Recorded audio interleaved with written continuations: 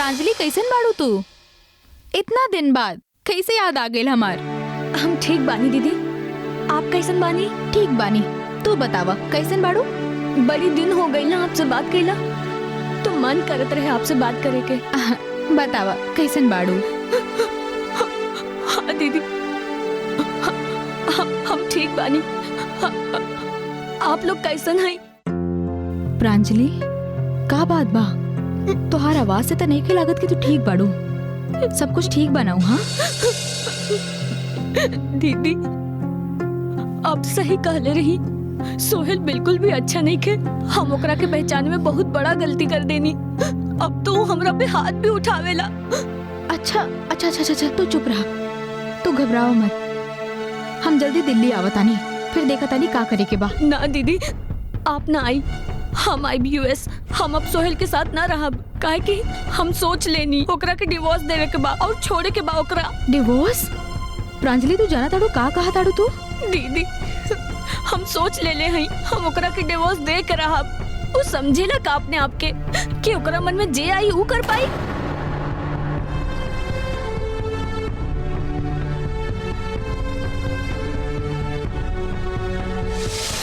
माँ प्रांजलि सोहेल के डिवोर्स देवे के मन बना ले रहे, फिर पता ना काहे हुई डिवोर्स फाइल ना कैलस। शायद सोहेल ओकर मन बदल देले होके।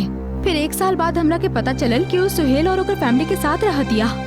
पर माँ वहाँ भी ओकर प्रॉब्लम कुछ कम ना रहे। हमार फ्रेंड के यहाँ अम्मी, हमार फ्रेंड के यहाँ पर पार्टी बा, तो हम रात के लेट आई। साजदा कैसे चली ये सब? ये कब जाली और कब आवेली? अरे घर के बहू है ये, इनका घर के तौर तरीका सिखावा। हम अपन रिश्तेदार में मुंह ना दिखा सकीला, हमरा शर्म आवेला। अरे जाए दी ना, तौर तरीका ओकरा सिखावल जाला जेकरा सीखे में दिलचस्पी होखे। अब्बू अम्मी जान सही कहत रही, भाभी जान के तो हमनिए पसंद नहीं की, तो हमार तौर तरीका कहाँ से पसंद हुई? ऐसन हम नहीं कहत, भाभी जान कहत रही भाईजान से, काल सुनले रहनी हम। अच्छा सानिया, तो तू छुप छुप के अपने भैया और भाभी के बात सुने लू। अच्छा भइल की सुन ले ली। तू न जाने हमनी के पीछे का बात करेलू। अगर ये घर में रहे के बाद तो यहाँ के तौर तरीका सीखो, और तुहारी तेवर बिल्कुल ना चली। यहाँ ना रह सकेलू तू। हम कोनो खुश नहीं के यहाँ पर रह के, आपके बेटा सोहेल का जिद के वजह से यहाँ रहता नहीं, वरना हमरा कोनो शौक नहीं के यहाँ पे रह के। बहू तू ही सोची हो भी मत कि तू हमार बेटा के हमरा से अलग कर सकेलू, काहे कि ई हम होके भी ना दे। अम्मी जान, ई तो आपके वक्त ही बताई। सोहेल सब कुछ जान के भी अनजान बनल रहे, और प्रांजलि चुपचाप सब कुछ सहत रहे। हमरा से प्रांजलि की हालत देखल ना गई। पता ना काहे वो दिन प्रांजलि चुप रह गई रहे। माँ शायद सोहेल ओकरा के कोनो चीज से बहला फुसला ले रहे। सोहेल बहुत शातिर बा माँ, उहे आप लोग के दिमाग में ई बात डलस कि हम फोर्स करत आनी प्रांजलि के कि सोहेल से डिवोर्स ले ले, और आप लोग ओकर बात पे यकीन भी कर लेनी। वो बहुत स्मार्ट बा माँ, बहुत स्मार्ट। वो प्रांजलि के डिवोर्स यही से ना देलस काहे कि ओकर नियत में खोट बा। और माँ वो एक बार ना कितना बार प्रांजलि से दहेज भी मांगले रहे। का सचमुच सोहेल ऐसन कैलस? हाँ माँ। दीदी, सोहेल के पास फिलहाल कोनो काम नहीं खे, और अपना खर्चा खातिर बोलेला कि हम पापा से पैसा मांगी। अच्छा? मना करीला तो वो झगड़ेला, और घर खर्च करती पैसा मांगी तो बोलेला कि मायके से मांगा। ऐसे कैसे कर सकेला? हमरा तो कुछ समझ में नहीं आवत कि हम करी का। ना दीदी, ई सोहेल बदल गइल बा, ई ऊ सोहेल नहीं खे। Pranjali please take care of yourself, please. हम करत नहीं कुछ। हमरा से बहुत बड़ गलती हो गई। माँ हम खुद कई बार प्रांजलि के अकाउंट में पैसा ट्रांसफर कैले बानी। माँ को बात बताई, इंडियाज वांटेड क्रिमिनल्स के होस्ट पहले के रहे हमनी के प्रांजलि ना, उहे पायलट होस्ट केले रहे ना। पर जैसे ही पायलट पास भइल, सोहेल ओकरा के रिप्लेस कर देलस। काहे कि सारा पैसा सारा फेम सोहेल लेवे चाहत रहे। आप लोग ही हमार यकीन ना करब तो हम दूसरन के कैसे दिलाइब यकीन? हमनी के प्रांजलि के मर्डर भइल बा माँ, प्लीज हेल्प मी।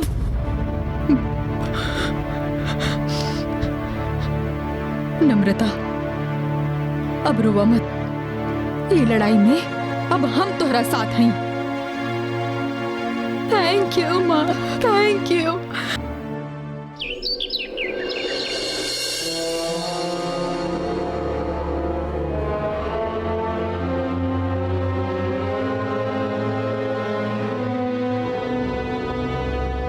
ठीक बा, हम पिटीशन तो फाइल कर सके नहीं, पर कोर्ट एकरा एक्सेप्ट करी या ना पता नहीं खे।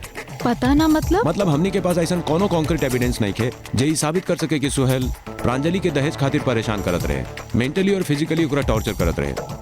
हम बानी ना सबूत प्रकाश जी। हाँ नम्रता जी, पर सिर्फ एक इंसान के बयान पर कोर्ट कबहू भरोसा न कर सकेला अनलेस उनका पास जबले कोनो ठोस सबूत ना होखी जे ओकर बयान के साबित कर सके।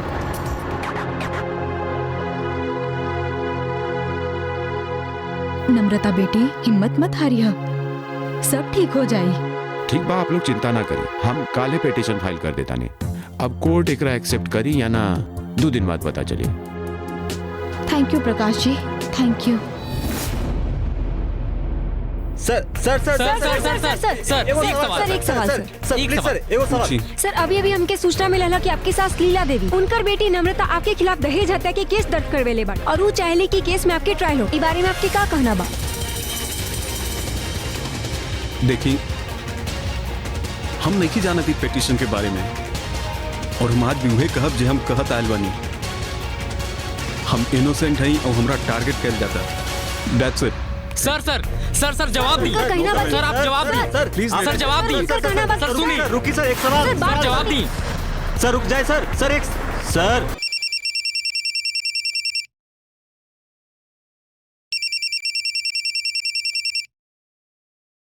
हेलो, का हम नम्रता जी से बात कर सकता नहीं? जी हाँ, आपके? हम दिल्ली हाई कोर्ट से लॉयर प्रकाश सिंह बोलता नहीं। हाँ प्रकाश जी, बोली। कोर्ट हमनी के पिटीशन एक्सेप्ट कर ले बा और केस के री इन्वेस्टिगेट करे खातिर डीसीपी धर्मेंद्र अहिलवाल के सौंप देले बा। अब हमनी के जस्टिस की उम्मीद कर सके नहीं नम्रता जी।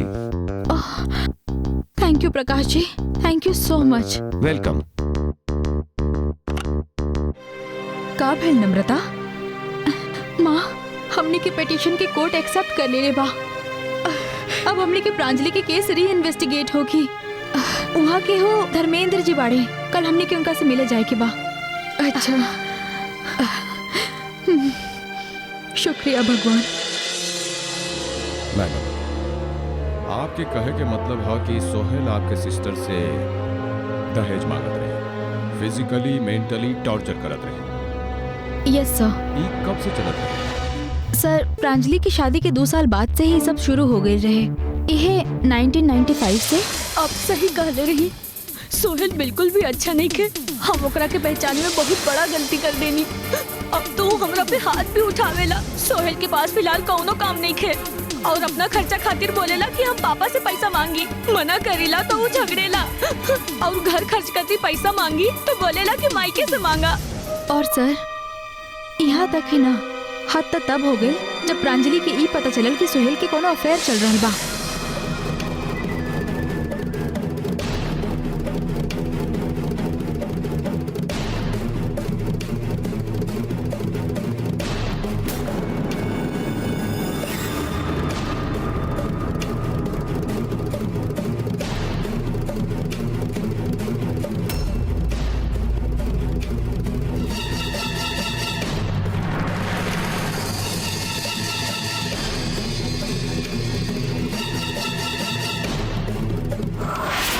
दीदी, हम आज सोहेल के एगो लड़की के साथ देखनी। ऊ हमरा साथ ऐसा कैसे कर सकेला? I know.